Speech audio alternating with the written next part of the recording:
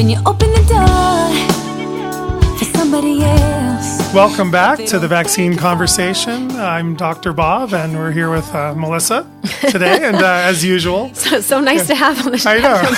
Surprise! Melissa's here today. No, the big surprise is we are joined today by Dawn Richardson, who lives in Texas, and she is the Director of Advocacy for the National Vaccine Information Center, the NVIC, which we all know and love. And they, you guys have been at this for decades, Dawn, and we appreciate all the work you guys do. And we wanted to have you on today so we could update everybody about what legislation is happening across America, legislation to try to push mandatory vaccines. And we thought, who better to go to than Dawn at the NVIC. So welcome in, Dawn. We're glad that you've joined us. Thank you so much for having me. I'm really very grateful to have the opportunity to be able to share with people what is going on with the legislature. I know a lot of people know NVIC for our education, but we also have an advocacy program where we track all the legislation that could threaten our exemptions or force mandates, anything that would relate to challenge or promote on either side of things our mission of preventing vaccine injuries, increasing informed consent, protecting exemptions. We track all of it, and we post it on our website, nvicadvocacy.org. So, so thank you so much. I'm thrilled to be here, and I can't wait to get into all this with y'all. Yeah. And like I was mentioning before we started recording, Dr. Bob and I were involved in the legislative side of things in California in 2015, early 2015 for SB 277. And when it became personal, because it became personal for me, that's when I got involved in the entire advocacy in general, was because of that time, because my daughter's educational rights were being threatened. And so when we were very heavily involved in some of the activist groups that were fighting for parental rights and making sure that we knew what legislators to have meetings with. I personally had 13 legislator meetings over that season, and then went to Sacramento, spoke at the assembly hearing, and actually with Barbara, I was there on the panel with her. I'm talking about Barbara Lowe Fisher, right, of course, right. From NVIC, everybody knows. And, I've been out of the legislative side of things for the past couple of years because I just needed to take a step back. We talked about that on our Personal Stories show. It's very exhausting to be full-time in this, and the legislative season is so overwhelming, so many bills, so many states, and I've really been out of that. And here we come again. We just talked on another episode about the media frenzy that always comes before a legislative season when they are specifically trying to take away personal rights and educational rights. And we're in that situation again. And I've had people messaging me personally asking how they can, talk to their legislator, how they can advocate for things. And I just don't have the energy to put into being on top of all the states, along with all the state data and finding all the facts like I used to do, like I did for California. And so I think it's so great that there is the NVIC, because they, by state, will break down every single bill that is out, what the bill stands to do, how you should vote on that bill, or whether you should support it or be objecting that particular bill. And they are such a great source of information for all 50 states. I mean, that is a huge feat. And I really congratulate you guys on that effort, because I personally know how much effort went into just one state, managing one particular bill or two bills in one state. And what you guys do is invaluable. And I always will direct people to your website, to your Facebook page, to be on top of things. There's an email newsletter that I get from you guys as well. And honestly, I applaud you so much for the effort you put into staying on top of this, because it is just so hard to have all that information in one place. And you guys do an amazing job of keeping that there and accessible for parents. Yeah. And again, that's the NVICadvocacy.org. Is that right, Dawn? Yes. Yes, yeah. And again, I get all the emails, and very, very great information. So yeah, thank you. I guess I just wanted to start off by just, again, stating what maybe a lot of people might not know. Every year in the United States, there are vaccine mandate laws that are bills that go around in almost every state. But it seems like this year, specifically so far, the states that are being mainly threatened to pass these laws are Maine, Connecticut, New York, New Jersey, Colorado, Arizona, and Washington. And Dawn, I just want to know, correct me if I'm wrong, is that where we're seeing the most threat now, or are all states under equal threat? Why don't you give us your take on that overall global kind of threat right now? Yeah, there are a lot of different bills that are being proposed and being voted on in the different state legislatures.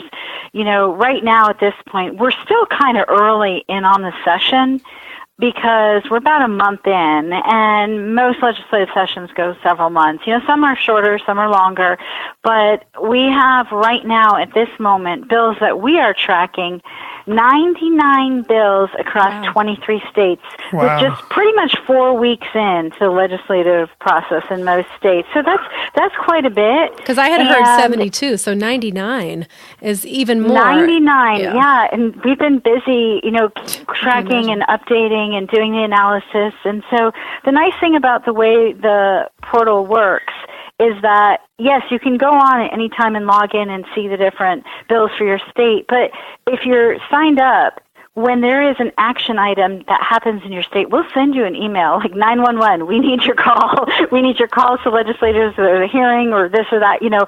So we do reach out as well. But at any given moment, you can go and log in and see.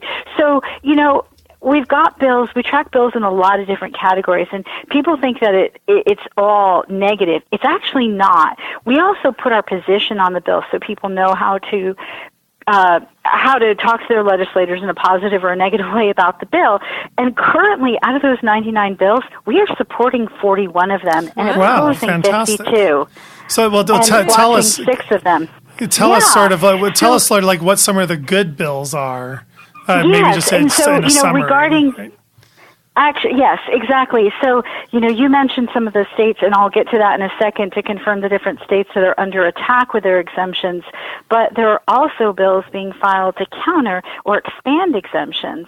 So, like, for instance, we have some bills in Arizona and Hawaii, Mississippi, New York, Rhode Island, and West Virginia that expand and add exemptions. So maybe the state only has a medical and religious and they're adding a philosophical, or they only have, like in Arizona's case, we have a hearing coming up for a bill that will add a religious exemption for K through 12 because they only have medical and philosophical. So we have all those bills going on to help expand exemptions and strengthen parental rights. We have 10 bills in 6 states on the expansion of exemptions. On the other side of things, what you had mentioned early on, we have 7 states and 13 bills amongst those 7 states that are trying to eliminate or restrict exemptions. And those states are Arizona, Connecticut, Iowa, New Jersey, New York, Oregon, and Washington. Now, I know you had mentioned Maine.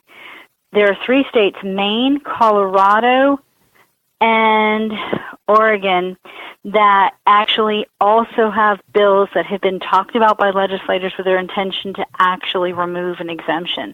So those haven't been filed yet. There's been some credible talk by the legislators of their intentions. We'll see if that goes through or not. So I didn't include those in the count. But those are the states that have things on the chopping block. Now, not all of those are removing exemptions. Some of them are restricting. Like, for example, there's a New York bill that would require a doctor's signature on a religious exemption, which is unconstitutional. That should not be something that they're trying to do, because the state is not in a position to approve or disapprove a religious, the validity of a religious exemption. So, and then some other like, for instance, we actually have a big hearing tomorrow in Washington State, and I know for the people in California that are close or have family there, that they are they are saying that they're trying to remove the personal and philosophical for the MMR only. This is House Bill 1638, and I call that a Trojan horse bill because the author himself has already stated that he'd like to remove exemptions. And sometimes one of the strategies that legislators do is they'll take a lesser version of something they want to kind of test the waters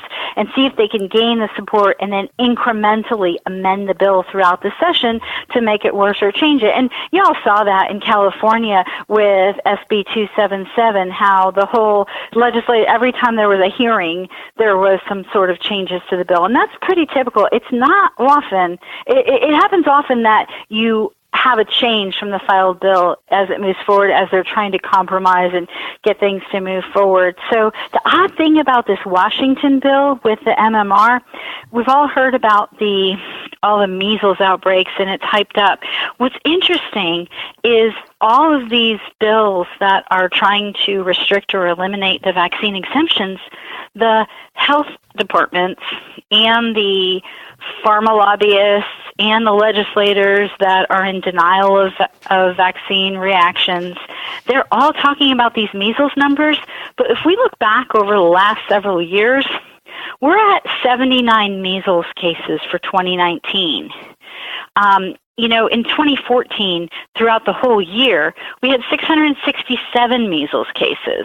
Right, and yeah. We discussed that on a couple of different podcasts, too, the numbers of measles cases and how this hysteria, we just talked about another episode, this hysteria is 100% completely, and because of this low number of cases, it is absolutely connected to these bills that are coming out. And we saw the same thing in 2015 with the Disneyland outbreak. But one of the things I noticed that you're mentioning that I also have found is that you often see bills and things that turn into law that are a lesser version, and a year later or 2 years later, they come back for the stricter version after. So it might not be in the same legislative season, but like we had AB 2109 in California before 277. That was getting a doctor's signature on an exemption, a personal belief exemption, and then 2 years later, it was removing that exemption.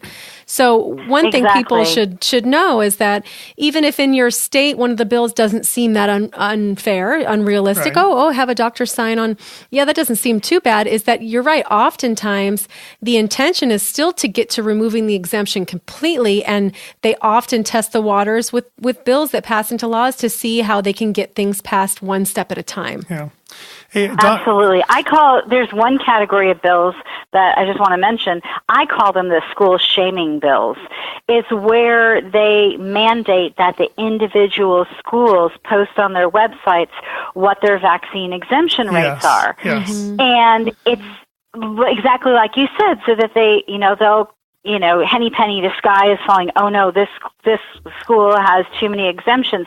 But oftentimes these exemptions are just reported in aggregate numbers, and it doesn't tell you anything. They claim that, a parent who has an immune-compromised child would want to know how many kids at the school has an exemption. Well, what if all kids, 100% at that one school, had an exemption for the hepatitis B vaccine? That's not something that's even transmissible in a school setting, but the school had to report 100% vaccine exemptions, because when they report it, you get dinged for having an exemption. It gets counted whether it's for one dose of one vaccine or all doses of all vaccines. So it's really not pertinent information. Why are they going after healthy, unvaccinated children who are not symptomatic and don't have any health problems? So that's something that's always puzzled me. But the school shaming bills are exactly what you had mentioned. They're incremental so that they can use that data to try and scare legislators about pockets. And California had done that. They did a very thorough job of exposing schools and areas where there were higher exemptions, but they never really broke out what those exemptions were for. So it was very misleading to legislators. Right. I'm curious, Dawn, how soon does the NVIC portal post an update on a new bill that's whether it's a mild bill or a very strong bill? How soon does that make it down the chain to you guys so then you can then notify the constituents? Is it a few I days? think, Does it take we're pretty weeks, good or what? oh goodness, we're quick. I think within a day or two of a new bill getting filed, we have it up. And then, of course, it takes a little bit of time. It gets referred to a committee. There's a hearing.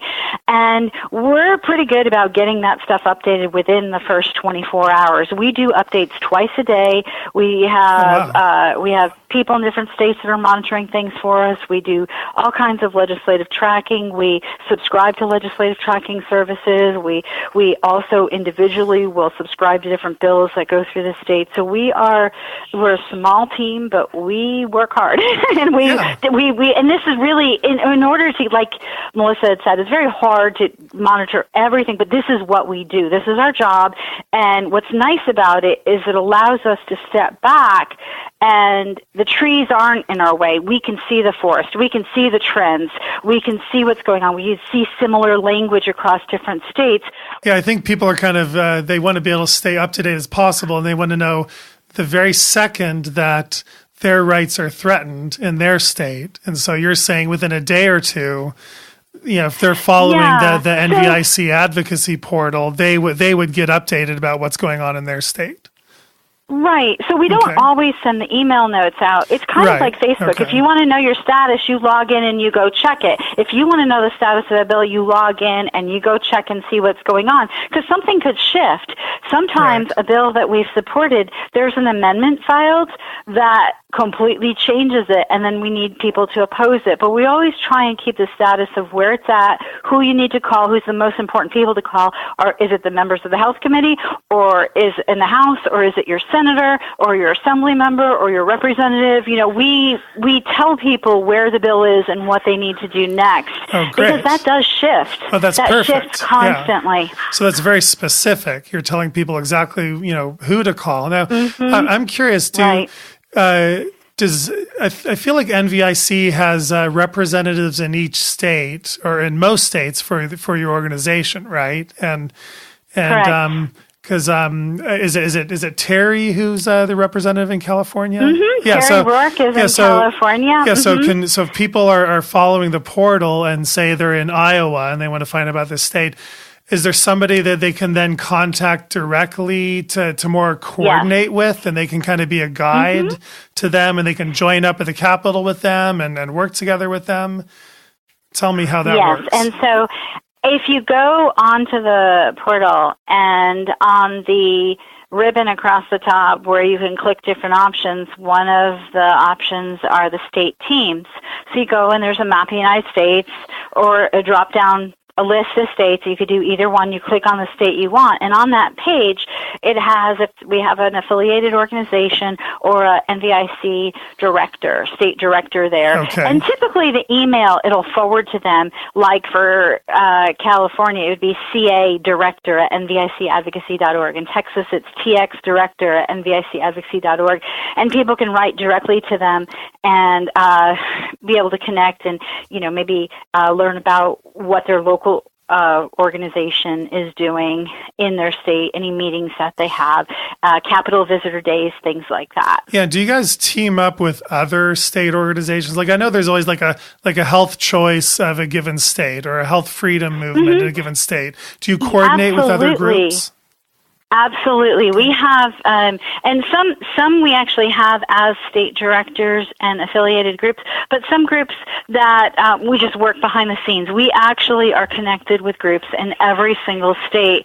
Not all of them are able to, because of if they do lobbying and we're a 501c3, we might not be able to do as much in terms of joint ventures together, but some were able to endorse and do everything. I know in Washington, we are teaming up with all of the people there, and we have name tags printed for everybody that's going to be at the hearing that has both NVIC on it and the Washington group. So, and all of that information is on the portal so that people can actually just get connected to the people in their state that are doing things. So, yes.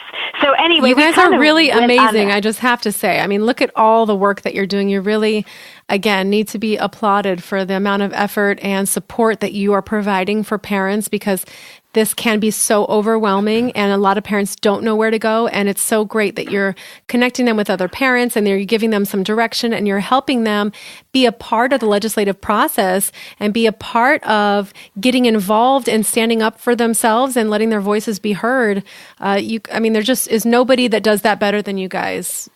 I have to thank say. you so much. Thank you so much. Dawn, I'm curious, how long have you been working with NVIC? I was approached in 2009. My background in Texas, I was very concerned because Texas, back when I was pregnant with my first daughter, I discovered I had had a very serious, life-threatening vaccine reaction. When I was a baby, I discovered it while I was pregnant with my first child. My mom had shipped me my baby book, and I was going through it, and I saw these entries that were just horrible. Then the MMR vaccine, the components were given separately, and then the smallpox vaccine. And I was about 6 months pregnant, and I called my mom and said, "What is this?" I didn't know my whole life that I had really almost died from serious vaccine reactions 2 times when I was a young child, baby and a toddler. And so I started asking questions, and in the process of asking questions, discovered that our state did not have the ability for me to be able to pick and choose which vaccines I wanted to give or didn't want to give, and that really concerned me. So we got involved, and it took 7 years, but we changed the law in Texas and added a philosophical exemption. Awesome. And thank you. So after going through that, we were talking to Barbara. She was a huge help and an inspiration to us and provided a lot of guidance and information.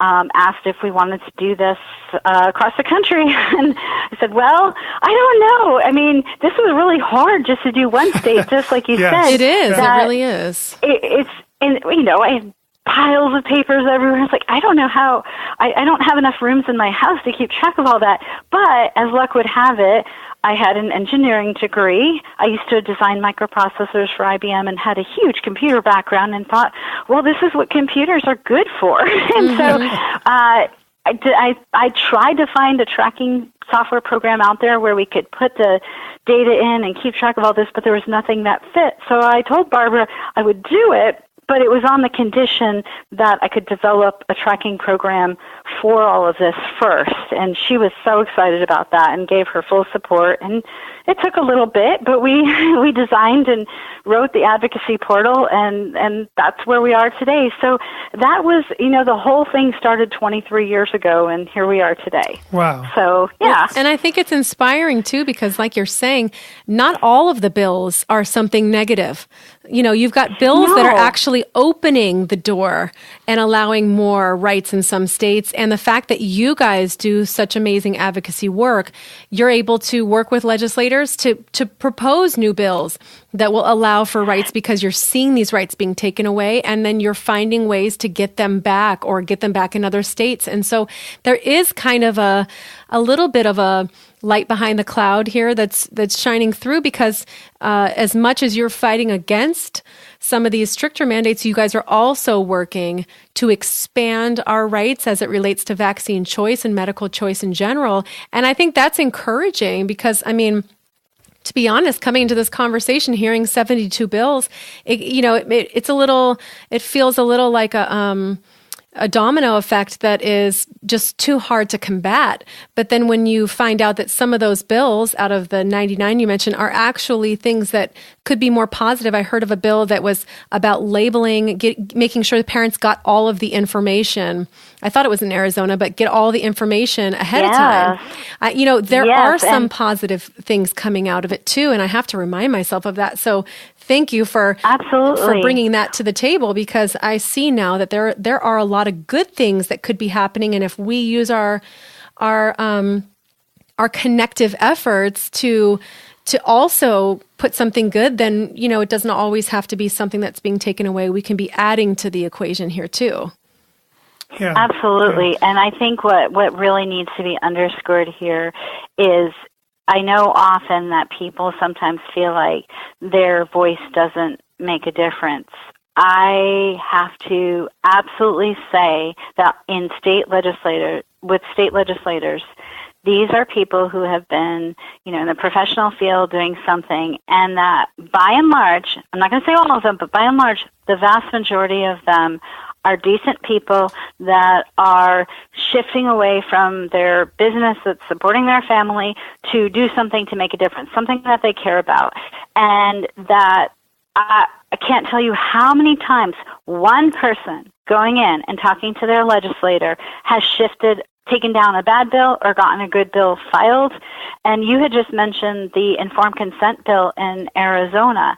A lot of good media on that, but individual families that have gone and talked to legislators, we did not advance any of this. NVIC can't take any credit for any of this, but individual parents and families who have been concerned about the complete lack of informed consent in the vaccination process, these people have gotten bills filed in Arizona, Connecticut, Iowa, Illinois, Mississippi, Montana, Oregon, Pennsylvania, and Rhode Island to add and expand vaccine-informed consent that's so lacking.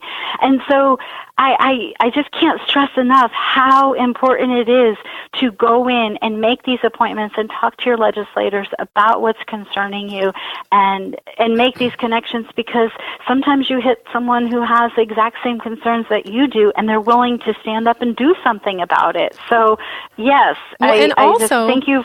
Yeah, I mean, don't you think too, the idea of people who oppose these mandates have such a bad reputation that with legislators, don't you think it's important that these parents go to see them and have this rational dialogue with them so that they can understand the people opposing these are parents who are not trying to take down the entire vaccination program. These are not parents who don't support choice for other people. These are parents who just want to acknowledge risks and want to acknowledge the rights and religious rights. And I think the more that legislators meet and talk to these people and these families and understand that there are names and, put names on these families, it makes it easier for them to discard some of the rumors that kind of go around about quote unquote anti-vaxxers and people who don't support this legislation, because maybe that's all they've seen up till this point. And so in their mind, that's absolutely true. They have a view. That's absolutely true. I mean, it's important. And I think it's it is very important to go in. It's also critically important that if you do go in and talk to your legislator, or you make a phone call, or you visit, one, that you make a personal connection. You can send emails, but I'll be honest, the emails can all get collected in one file folder and deleted. Yes, I've heard. I know some legislators do look at them. Sometimes it's not as timely because they accumulate, but the one thing they can't ignore is the phone ringing, and the staff can't sit there and ignore when you're sitting in the office and you want to talk to someone. That face-to-face connection, for what you just said, relatability, is so critical, but also in expressing sincerely and honestly what type of vaccine experiences you've had. Do you have a child or yourself or a relative or a close friend who's had a serious vaccine reaction? Educate them. A lot of them have never heard that anything beyond soreness at the injection site after stabbing yourself is the only side effect. Or a slight fever or something. Yeah. Mm-hmm. Yeah. Right. So it's really important to share these experiences, because I'm calling. I'd like to start a new hashtag. I'd like to start calling some of these legislators filing these bills to remove exemptions. I'd like to use a hashtag that says vaccine risk deniers, because that's what it comes down to. I see some of these media articles where they just blatantly misinform people and tell people that vaccines are completely safe and there are no side effects, and that's just not true. Right. And that's, so these are vaccine risk deniers, and I think that it is important for legislators to hear about the risks. Most of them have never heard about the fact that you can't sue a vaccine manufacturer or a doctor because of the Vaccine Injury Compensation Program legislation. They don't know that there's a 3-year statute of limitations when a family does have a reaction, and that it sometimes takes families that many years or longer to trace back and figure out that their child did go downhill from a vaccine because it's just not talked about. Yeah, Dawn, I'm curious, what are the top 3 or 4 sort of general vaccine arguments or speaking points that you think legislators have listened to the most? I think you just kind of talked about, obviously, your own personal story of vaccine injury. And then you just talked about the fact that you can't that vaccine manufacturers don't have liability. You can't sue them, and the government made them immune to any sort of liability. I mean, maybe list without going into detail on each, but maybe just what are the 3 or 4 arguments that open legislators' eyes the most effectively that you would say? Well, and that's a really great question. And I think it some of them uniformly can be used across all the different types of bills, but some of the bills are going to require some different types of arguments over others. Yeah. Maybe for just example, in a general mandate, like vaccine mandate bill. Like for a vaccine mandate, I think one of the really key things, like for instance, Florida, Massachusetts, New Jersey, and New York all have bills to try and require the HPV vaccine, where it would be forced and required. And, some of the states have tough exemption laws, so it would be hard. And New York also has a mandate bill for school children and daycare to have to get the flu shot. And so I think that reminding legislators that you don't need a mandate to get a vaccine. These vaccines are available for everybody who wants them. But the problem with the mandates are, because of limited exemptions, is number one, it gives the presumption of an endorsement from the state that this is what everybody should be doing. And one size doesn't fit all. Mm-hmm. That each individual child is different, each vaccine is different, and how each person reacts is different. And you need to be able to have that flexibility of choice. And like in a state like New York, or another state that doesn't have a philosophical exemption, you might not have that ability to be able to say no because you might not have a religious objection. Like some of these states that are adding the meningitis vaccine. So I think reminding them, one, that anybody can get this vaccine if they want it, and that if the vaccine is truly safe and truly effective and it doesn't have any issues with the research or any of that the families should be able to, if they're going to want it, they're going to go get it for their child. But if they have concerns, they need to respect that. From the mandate perspective, the vaccines are already available. But on the other side, talking about some of the risks, I know that a lot of people that are going to be listening to this know that there's a vaccine adverse event reporting system where serious reactions and deaths are supposed to get reported to the CDC and FDA database. But what they might not know is one of the tools we have on the NVIC website is we have a software program called Med Alerts, MEDALERTS, and you can put in all kinds of search parameters. You can say for your state, down to a vaccine, how many of these adverse reactions have been reported. When I was trying to get the conscientious philosophical exemption passed in Texas, I actually printed across a whole bunch of notebooks, because it took many, many pages, all the reports for my state. And back then, we didn't have, I had one of those old suitcase carriers, and I had the notebook stacked up, and I had it tilted, and I wheeled this thing in. I gave everybody on the committee a notebook, like first legislator got A through D, and then E through G or something. And everybody got, and they're flipping through, looking at these things. When the pharma lobbyists or the AAP state lobbyists go in and say vaccines are safe, well, look, yeah, okay, for some people they are, but for some people they're not. And this is what happens. And when there's risk, there has to be choice. Mm-hmm. And that's our motto. When there's risk, there has to be choice. Yeah, so you think legislators listen to that? That they listen to. Okay. Absolutely. Those are the types of conversations. And,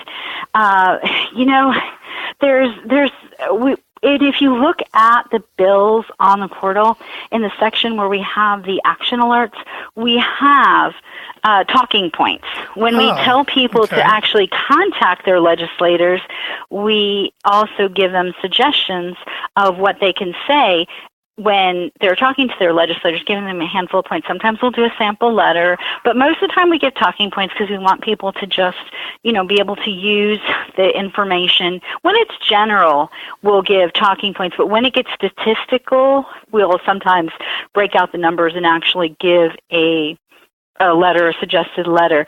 For instance, this Washington bill for the MMR vaccine, what's interesting, they're trying to say that they're going to remove the exemption, personal and philosophical exemption for the MMR vaccine because of all these measles cases. Well, what's interesting, when you actually go and dive into the numbers on the state website, the surveillance numbers for vaccination rates, when you look at the measles, mumps, and rubella vaccination rates in Washington, they're at 96.1% in sixth grade.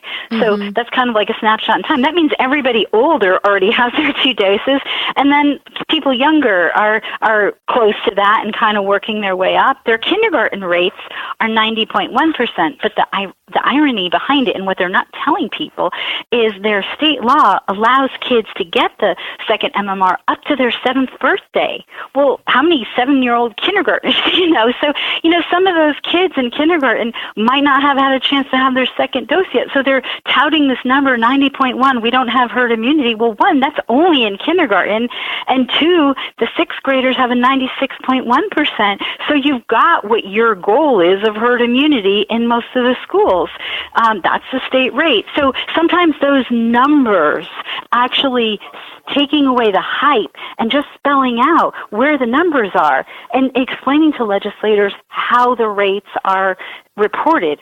They still have a 96.1% measles, mumps, and rubella vaccination, fully vaccinated number. So why are they trying to take away the exemption there? There's not a problem. The numbers don't support the policy. Well, that's what we said in California, too. Yeah, we were saying the same thing. I mean, we had 95, over 90, we only had a 2.5% PBE rate at that time, which leaves 97.5% that are vaccinated or conditional entrants. These are people who want to be vaccinated but have a schedule with their doctor or whatnot, and only 2.5% were filing PBEs, and out of that, less than 1% were really completely unvaccinated. We know that a lot of people that file exemptions are partially vaccinated. So you're right, exactly, and they get put under the umbrella of being completely unvaccinated as if it's a conscientious choice, when a lot of times they are partially vaccinated, and most of the time for MMR and polio, those things are covered, the things people worry about,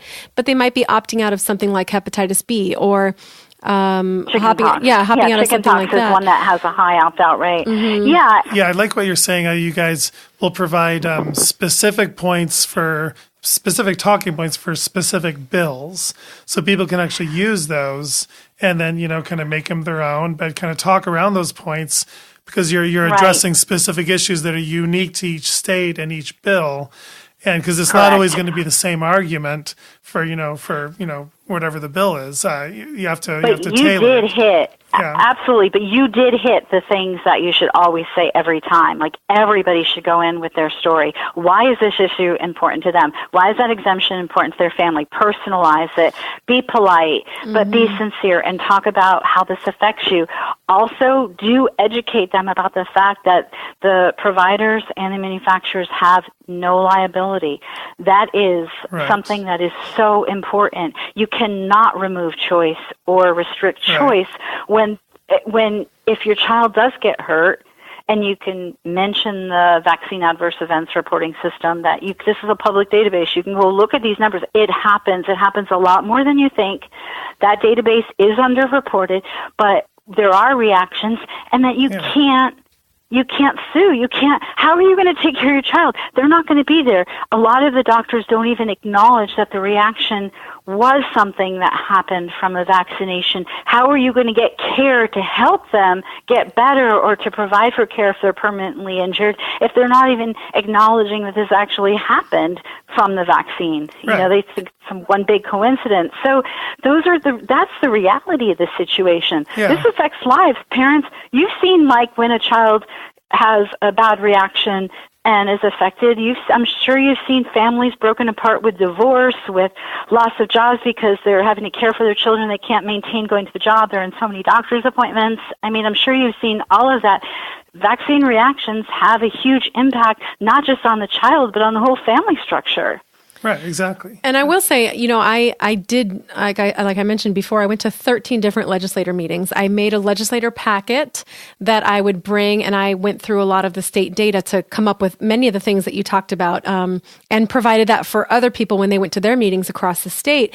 Two other things that jump out at me that I saw that were very effective with legislators in a meeting was actually three different things.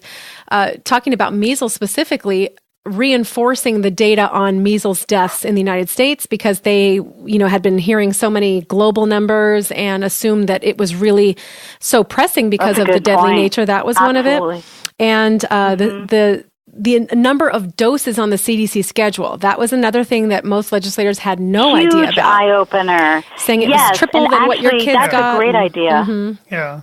We have a brochure on our website that people can order copies of these brochures. They're all downloadable. You can just download them. And we have one that when you open it up, it has the whole vaccine schedule on it, and it says 50 doses of 14 vaccines before age 6, 69 doses of vaccine, 16 vaccines by age 18, and it has the list. And I always use this when I meet with a legislator because especially legislators that are my age or older, right, they're remembering a handful. They Absolutely. had no idea that list, that 12 to 18-month-old list that goes down and has 1, 2, 3, 4, 5, 6, 7, 8, 9, 10 different diseases that you vaccinate for at 12 to 18 months. That's a lot. And they have children who have been vaccinated. So a lot of times they think, well, I vaccinated my children. So when you understand the age of their children, then you can see how much the vaccine schedules change, like if you're familiar with it. Mm-hmm. So I would say if their child was born in 2000, I'd say, well, the schedule has doubled since you gave your child vaccines. That's how much it's grown. Right. Literally since the year 2000, it has more than doubled. And that is one of the talking points. When there's something that's relating to choice or to a mandate, we're reminding the legislators by how much the vaccine schedule has actually increased. And that also affects what the percentages are. They're constantly adding new vaccines. And so when the schedule more than doubles, there's more choices for vaccines, and so you're going to get parents taking exemptions for some of the newer ones, maybe not at any greater rates than the others, but it's capturing more people taking exemption for at least one thing, and especially when you're considering the types of vaccines that are coming onto the schedule now, like meningitis, where it's such a small number of children that are affected. It's this machine gun approach of vaccinating everybody when some of these states might have 1 or 2 meningitis pediatric deaths per year. Right, and exactly. Yeah, so you're looking at all of that and thinking, I don't want to get that for my child, So it's something we're talking about these types of things to the legislators is very helpful because they don't hear that from the pharmaceutical lobbyists or the doctor lobbyists. Can I ask you, can you mention a few short things that don't work as far as like approaching legislators? If you have any specific ideas. That's a great idea. Don't talk about autism. It's too much of a lightning rod. Even though all of us on the inside understand that the injury compensation program has compensated some children that have had vaccine-induced autism, and even if we know that there's some research out there that's showing some of this that hasn't been acknowledged by other parties and all of that, this is so much of a lightning rod topic, and there's so much that you can talk about without mentioning autism. And can you talk about like neurological injury? Yes, absolutely. You talk about what happened, and it's okay if your child is autistic and you're concerned for their health and you don't want to add extra vaccines. That's legitimate. I mean, talk about your personal experience, and even if your child was did regress with autism, but don't use the fact that, don't say vaccines cause autism and that's why I need an exemption. Right. Just absolutely be honest about how your life has been affected, and that's even, if that is something that your child has regressive autism from vaccination, you can mention that, but that's not, you don't want it as a general talking point, because it's so much of a lightning rod topic right now. What else doesn't work? What doesn't work is to be angry. Okay.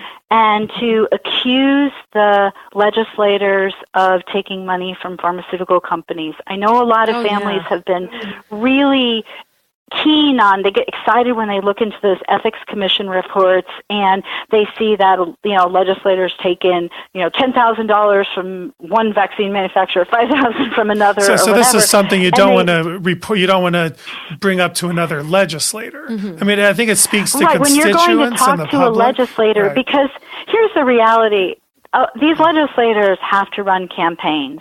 Right. And I know a lot of really good legislators that are on our side and have gone to bat for us and really, really put their careers on the line by really being outspoken. And they're like, if that company wants to give me a check so that I can run my campaign, so I can be here and fight for you, I'm going to take that money. And so but just because a legislator has accepted a donation doesn't mean that they're tied to that company. That it's unfortunate that people need money, and so sometimes that connection. There is some loyalty to where that money comes from, but you can't make the assumption that just because you see that a legislator has taken a donation that they're against you. Please don't do that. And if when you bring it up like that to another legislator, well, that legislator took all this money, well, they're taking money too, and they're going to get defensive. So that is something that is just, you don't need it. You don't need that. All of them have to take money to run campaigns, and it's too hard for you to know who is influenced by it and who isn't. Yeah. And what else? What else doesn't work? What's another big common mistake or a common thing that doesn't work? If there's anything else. Another common mistake that doesn't work is when you go into an office and you're disorganized and you're not concise and you don't have materials that you can leave, or not going in because you're going to talk to an aide instead of the legislator. Oftentimes the aides are pulling together information. Give the legislative aide, just as much respect and attention and follow up on what you say you're going to do as you would with a state legislator, because they're often the ones that when it's the morning of and there's a vote, they're the ones culling all the information together, and the legislators can't possibly know everything about every bill, and they really rely on the aide. Make friends with the aides. That's and here's a little secret. The aides, it's kind of like a soap opera that have the same characters years after years after years. Legislators move in and out. They get voted out and they go on to something else. The aide who just worked for a legislator who is voted out of office, they've got experience, so they're more likely going to get hired by another legislator. That's true. You create the relationships with these aides, and I've seen so many instances where families, they're frustrated, they're scared, they're going to lose their exemption, they're worried, and they go in and they're mean to the aides, and they're mean, and they're rude, and they make demands. I mean, just be as gracious as you can be, and if you say you're going to provide some information, make sure you provide it. Follow up. Don't be afraid to say, I don't know the answer to that question, and go tell them you're happy to go get that information and you'll provide it as soon as you get it. Don't make stuff up. Be honest. If you don't know something. Nobody's expecting you to be an expert. You're a parent. You're someone who's going in there advocating. You're a citizen. You're not a lobbyist. You're not a professional. This isn't your job. We have citizen legislatures and citizen voters that keep people in office, and you're not expected to be an expert, but you have every right to express how you feel about a bill. You have just as much of a right, even so more, than a corporation or a business that is there advocating for their rights. And I think that please don't underestimate the power that your sincere voice will have in when you talk to a legislator. It doesn't happen as often that families show up in an office with their kids and are talking to a legislator about how they want them to vote on a bill. They see lobbyists day in and day out. Don't worry if you're not a polished speaker, if you stumble. Don't let that stop you. That sincerity is something that's going to make you stand out from all the guys in suits dropping their business cards and their glossy brochures and putting on their lunches and all of that. Just speak from your heart. Always be honest, and don't dismiss a legislative aide and feel disappointed if you don't actually get to talk to the legislator. Oftentimes, those meetings with the aides are effective and can get relayed. Now, if you are really well, and if you're really a go-getter and you want to get to that legislator and you're not getting an appointment, here's a tip. Ask for their schedule, look what committees they're on. Say they're on like a health committee or a transportation committee. You can look on the state legislative site and see when those committee hearings are that they're serving on. And oftentimes the committee hearings are sandwiched in between a floor session. Say the full assembly in California is meeting at 10, they might have the committee hearing at 8 o'clock in the morning, and you can find out generally what time they try and stop to the committee hearing to allow the legislator time to walk to the floor for their main session. You can hang out at the end of that hearing that legislator sits on and go up to them and walk with them. Just say, I won't take up your time. If you'll just let me have 2 minutes, I'll walk with you. I know you're headed to the assembly floor for a full session. I just have 2 things that I wanted to share with you, if you don't mind. And oftentimes they'll say yes. Have something prepared in writing to hand to them to reiterate, and you want to think about in terms of elevator talking points, and you want to practice these things. Like if you had just the time to go from like the 8th floor down to the ground floor and you had someone's attention, how do you get across what you want to get across in just that time that the elevator would go down and open? Okay. And you want to have that prepped, because if you see your legislator in the hallway, don't be shy. Go up to them. The lobbyists do it all the time. Do it. Introduce yourself. Say you're a constituent if you are, and that you're really concerned about this bill, or you're really in support of this bill. These are the 3 reasons why, and I have some information here for you, and be ready and hand it. Be prepared. Have your points on paper and be ready to give it to them, and be ready to talk in 2 minutes, because those opportunities are golden. And sometimes they'll offer, or you can ask, is there a time where I can, stop by and we can talk about this more? And they may say, yeah, why don't you stop in my office at this time? Or they'll say, go and talk to, my assistant, and she'll schedule you a time, and he'll give you a card or something. So be forward. And also, speaking of the positive bills that you mentioned, this is one thing I think people forget to do, is do everything you're saying for supporting the bills we want to support too. Everybody tends to focus on the things that we're trying to defeat, and they forget to show up and say, you know what, this bill that you put up, I'm totally in favor of this. I just want to let you know that here's another constituent or parent who's supporting you, because I think that extra support can really help make a difference, because a lot of times people ignore those bills, because they're fighting so hard on the other bills. And so I would say to all the parents out there, check the website and find out what bills in your state are actually increasing informed consent, are something positive for allowing us to have increased exemptions, and go show up and go make the meeting just to say how brave that legislator is for putting that forward, and how you support them, and how you appreciate what they're doing, because they need to be applauded for this as well. Yeah. One more tip, that is, it always is good to learn about the person, the legislator, before you meet with them, and find out what issues are important to them, and to try and find some common ground and see if there's a bill that they filed. And you can look, when you go on a state legislative site, you can look up that legislator, and you can look at all the different bills that they've sponsored, completely unrelated to this, and find something that you like and compliment them on it. Be sincere about it. If there's nothing you like, you can't do that. But oftentimes they'll have something. They might have something, but also really try and get into what their motivation might be. There was one legislator that I could not get on our side at all about the exemption bill, to expand the vaccine exemption, but I saw that he was a sponsor of an eminent domain bill. Eminent domain is the process by which a state will take over private land for an interest. Like they build a highway, or even sometimes I've seen it for like a shopping mall because it would be tax revenue or whatever. Yeah. But he was trying to make eminent domain a lot harder because he didn't like the fact that government would be taking private person's property for its own use. Yeah, so you found the common ground there. I found that common thread, and it's like, what more important cause of eminent domain is to have control over what goes into your own body instead of the government saying, drafting these kids in the war against infectious disease, and even if the vaccine could be harmful for them, telling them they have to take it.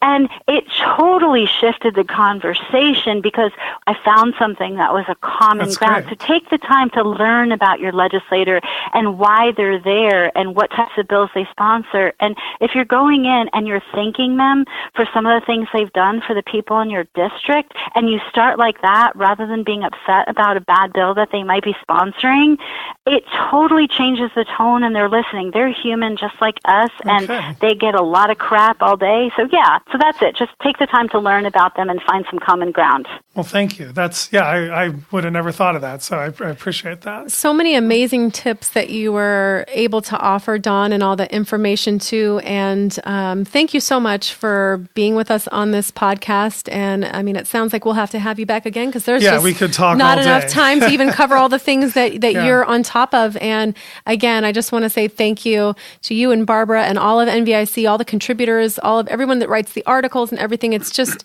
you guys put so much work into it. I know exactly how much work that is because I have been there on a smaller scale, so I can just imagine what you do. And so thank you from me as a parent and on behalf of so many other parents that are fighting as well. Yeah, and again, it's NVICadvocacy.org. And you guys are a nonprofit, right? So people can donate to support your efforts. We're a tax-exempt nonprofit. Awesome. And please, donations help. Donations definitely help. And I want to say we also have vaccines and diseases pages. We have on our NVIC site. We just have so much information. Yeah, and I like to look at those pages when I'm doing like disease and vaccine summaries. And I guess I want to thank Barbara. Barbara Lowe Fisher, who started NVIC many years ago. It's her fault that I'm in this fight. It was her book. It was her book, A Shot in the Dark, that opened my eyes when I was in medical school, and we've told that story. So we appreciate Barbara starting NVIC and being a part of it, and we appreciate that you've joined her. And we'll definitely touch base with you again, Dawn. And again, people can use the advocacy portal, use it as a guide, use it to connect with other people. Let's make our voices heard. So thank you very much, Dawn. Thank you, and thank you all for doing this show so people can have more access to this information, for having me on. I really appreciate it. Well, thank you. Of course. Nice to talk with you, Dawn. Great. We'll see you guys next time. Okay, bye-bye. Take care. Talk to you soon. All right, bye-bye. Take care. We're gonna be the peace we wanna see in the world. Yeah, be the peace we wanna see in the world. Be the love we wanna see in the world. Be the joy we wanna see in the world. Be the change we wanna see in the world.